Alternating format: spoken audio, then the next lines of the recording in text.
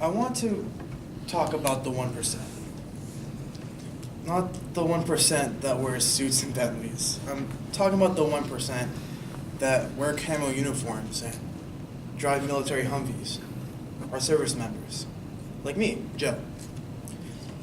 1,281,900 human beings, U.S. citizens, would agree that joining the military changes your life. The Department of Defense counted these people and made sure that every single one of them received the benefits that they need.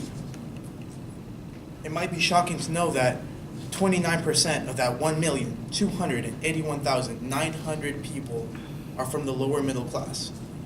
Now, you hear middle in there, but don't get me wrong. These are people that are barely making it. You know, owning a house, that's out of the question. Going to school, even less. That 29%, as stated by the National Public Radio, is people like us. Even worse off are the 19% working class that are stated by a study made by the Lumen Learning Group. These are people that are deep in debt. People that have suffered the death of a loved one, loved ones that were their primary source of income. People that are victims of discrimination, that are trying to escape the cycle of poverty. I was one of those people.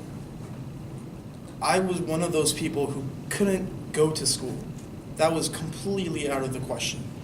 But fortunately, I was able to find solace in opportunities from the military. I mean, I'm here, right? I'm going to school with you guys. Joining the military will not only change your life, but also your future. Now, that future for you now may seem pretty dim. Everyone finds themselves in situations that inhibit their ability to go to college. Some people can't afford it. I mean, we're college students, we know the struggle. The average in-state tuition is $10,000 a year. College data quotes that even out-of-state tuition is worse. It's $25,000 a year. You want to go to school in California? Forget it. I mean, some say Joe, there's financial aid, right? Well, financial aid doesn't account for financial issues that are outside of tuition. You might think about people who get full ride scholarships, but a study done by Washington Post says that disadvantaged students admitted to Harvard, this is Harvard, guys, they don't just get catapulted into the middle class. They went on to observe a student named Ted White, a first-generation Harvard graduate who suffered a terrible childhood. And even now, he's struggling to go through his doctorate degree. His dad is a bus driver in Boston. And he quotes, "There are family hardships and things that go on in their personal lives that they just don't account for." These family hardships and issues and personal lives may stem from other factors.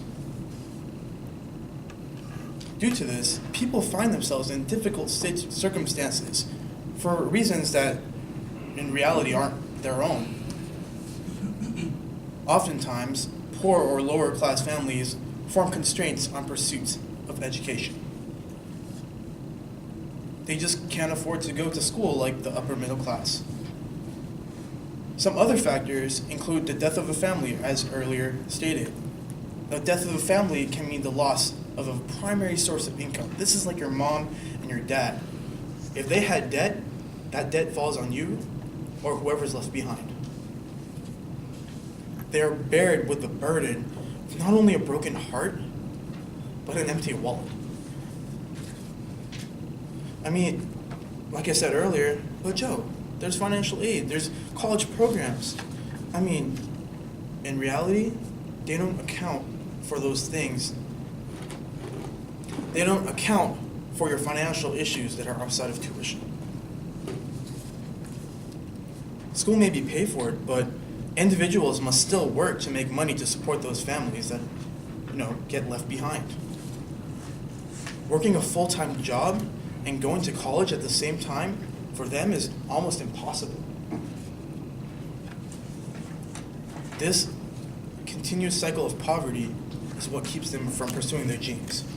But you you can break that cycle. The military offers individuals paths to success. The military offers opportunities to get paid and go to school for free. Tuition assistance pays for school while you're still serving, while the GI Bill pays for school, and after you leave your service, it will pay for your school afterwards. In other cases, you can even save your GI Bill for your offspring so that they could go to school too. On top of that, there's hundreds of scholarships, literally hundreds of scholarships, that are geared towards veterans.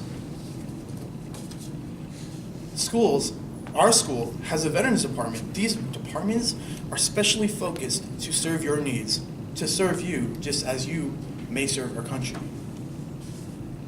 And on top of that, joining the military for education is something not to be ashamed of. It's something you can be proud of. The National Conference of State Legislature quotes that 62% of vets are the first in their family to go to college. The military prepares you to be the best you that you can be. It teaches discipline, good habits, and it helps you to work towards your education. It imparts good judgment and responsibility, great leadership skills. Some fear deployment and engaging in combat, but contrary to popular belief, it's not just combat in the military. You can learn IT, you can learn nursing, all of that on top of getting your college education. Joining the military is a secure way to find your future. Some people might find other ways to do it. Maybe you can wait it out, but nothing has been more present than this today. You could either continue your life of monotony and struggle, or you can take a chance to pursue a greater purpose. Thank you very much.